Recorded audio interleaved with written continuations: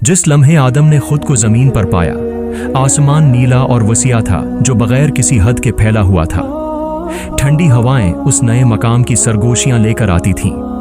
आदम एक अजीब इलाके में उतरा जहां उसके गर्द बुलंद व बाला पहाड़ और घनी जंगल उफक तक फैला हुआ था, जिससे ऐसी आवाजें आती थीं जो उसने पहले कभी नहीं सुनी थी। आदम हिंदुस्तान की सरजमीन पर एक पहाड़ पर उतरा जिसे जबल उर रहवान कहा जाता है, जबकि हव्वा जदा के साहिलों पर उतरी। इस तरह आदम और हव्वा एक दूसरे से जदा हो गए और ये लम्हात उनकी दुनियावी जिंदगी का आगाज थे। फिर अल्लाह ने जमीन पर नींद नाजिल की, क्योंकि उससे पहले नींद मौजूद नहीं थी। आदम सो गया और उसके साथ जानवर भी सो गए। जब वो बीदार हुआ तो वो रोने लगा, क्योंकि उसने जन्नत की नामतों को छोड़ दिया था और अल्लाह के हुक्म की नाफरमानी की थी। वो काफी देर तक रोता रहा, यहाँ तक कि उसके बाल और नाखन बढ़ गए, क्योंकि जन्नत में ये चीजें नहीं बढ़ती थीं। उस वक्त जबरील अलैहिस्सलाम नाजिल हुए और उन्होंने आदम के बाल और नाखन काटे और उसे सफाई का तरीका सिखाया। कहा जाता है कि जबरील ने जब उसके बाल और नाखून काटे तो उन्हें दफन कर दिया और अल्लाह ने उसके निशानात से खजूर के दरख्त गाए। जबरील अलैहिस्सलाम आदम के पास आते रहे और उसे ज़मीन पर ज़िंदगी गुजारने का तरीका सिखाते रहे। एक दिन आदम ने जबरील से अरियानी की शिकायत की और कहा कि उसके पास खुद को ढांपने के लिए कुछ नहीं है सिवाय चंद पत्तों के जो आसमान से लाए थे और जो अब सूख कर खशक हो चुके थे। जबरील एक अजीम मीनढ़ा आसमान से लाए और उसे हवा के पास ले गए और उसे उसकी औन काटने, उससे धागा बनाने और उससे अबाया बनाने का तरीका सिखाया। जब हवा ने अबाया बनाया तो जबरील ने उसे लेकर आदम को दिया ताकि वो उसे पहन ले। कुछ उरसे बाद आदम को पहली बार भूख लगी। जबरील दो बेलों के साथ आए, एक सरख और दूसरा सफ़ीद, और इन्हें आदम को दिया। उन्होंने उसे ज़मीन जुवात का तरीका सिखाया, फिर उसे गंदम दी कि वो उसे। आदम ने गंदम बोई और कटाई का वक्त आने तक इंतजार किया। जबरील ने उसे कटाई का तरीका सिखाया, फिर दो बड़े पत्थर लाए और उसे अनाज पेसना सिखाया। आदम ने जबरील से पूछा, क्या अब खाऊं? जबरील ने कहा, सब्र करो ए आदम। फिर जबरील ने आग जलाई और आदम को आटा गूंदकर रोटी बनाना सिखाया। जब रोटी तैयार हुई तो आदम ने जबरील से कहा, अब खाऊं? जबरील ने कहा, सब्र करो जब तक सूरज गुरूब ना हो जाए, ताकि तुम्हारे लिए एक पूरे दिन का रोजा लिखा जाए। आदम ने सब्र किया और सूरज गुरूब होने के बाद उसने रोटी का टुकड़ा खाया, लेकिन अचानक रोटी उसके हाथ से गिर गई। रोटी भागने लगी और आदम उसके पीछे दौड़ा। ये जाकर उसे पकड़ लिया। जबरील ने कहा, ए आदम, अगर तू इस पर सब्र करता तो ये खुद तेरे पास आती, क्योंकि ये रोटी तेरा रिस्क है। अगर ये भाग भी जाए तो वापस आएगी, क्योंकि ये तेरे लिए मुकद्दर है। आदम ने ये अजीम सबक समझा। जब वो सैर हो गया तो कहा, मैं उसे बचा कर रखूंगा। जबरील ने कहा, आए आदम, अगर तो ऐसा न करता तो तेरी औलाद में से कोई भी ज़खीरा न करता। एक दिन जब आदम ज़मीन जुवाता था तो अचानक एक बील रख गया। आदम ने उसे मारा। बील बोला, तूने मुझे क्यों मारा? आदम ने कहा कि तूने मेरा हुक्म माना नहीं। बील ने कहा, जा, तूने उससे पहले अल्लाह का हुक्म सुझा था, फिर भी उसने तेरे साथ नरमी की और तुझे सजा न दी।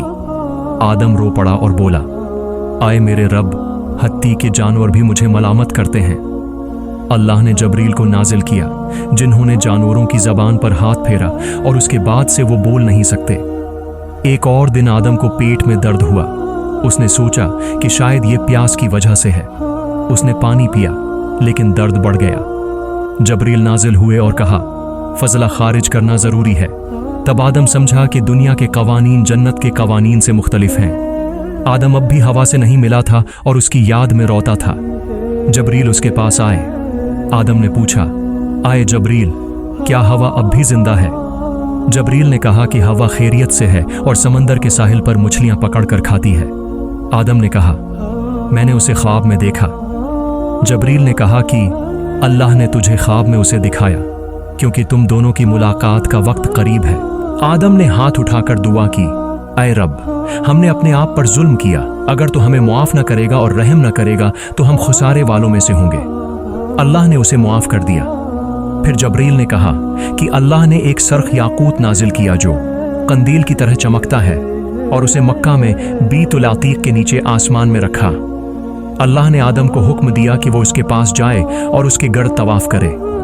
आदम ने कहा कि मैं जाऊंगा, लेकिन मुझे मक्का का रास्ता नहीं मालूम।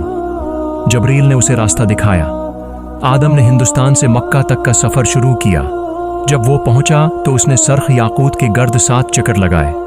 इसके बाद वो अपनी बीवी हवा से इरफात के पहाड़ पर मिला।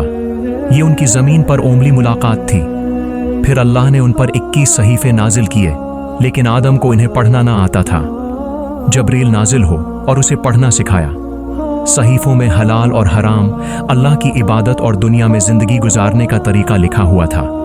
आदम ने सीखा और हवा को सिखाया, लेकिन उसे इबादत का वक्त मालूम नहीं था।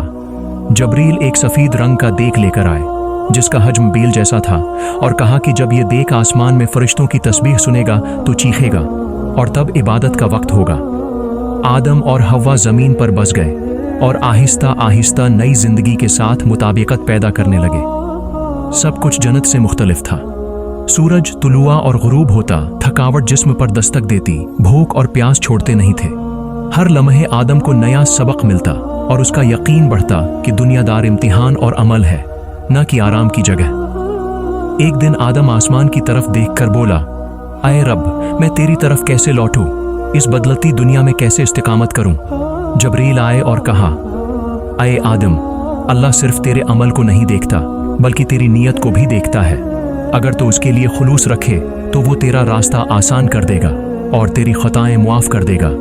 जबरील ने उसे एक अजीम दिन के बारे में बताया, जब लोग कब्रों से उठेंगे, एमाल पेश किए जाएंगे और हक व बातिल में फैसला होगा। उन्होंने सिखाया कि ये दुनिया आखिरत की खेती है, इसमें ईमान, नेक अमल और तक़वी बुवो। आदम समझ गया कि वो अभी सफर के आगाज में है और राह लंबी है, लेकिन अब वो अकेला नहीं था। उसके साथ हवा थी, अल्लाह की रहमत थी और वही थी जो उसे हदायत देती थी। यूं बशरियत ने जमीन पर अपने पहले कदम उठाए जो तौबा, सीखने और उम्मीद से भरे थे। यहाँ उस किस्त का इख्तिताम होता है।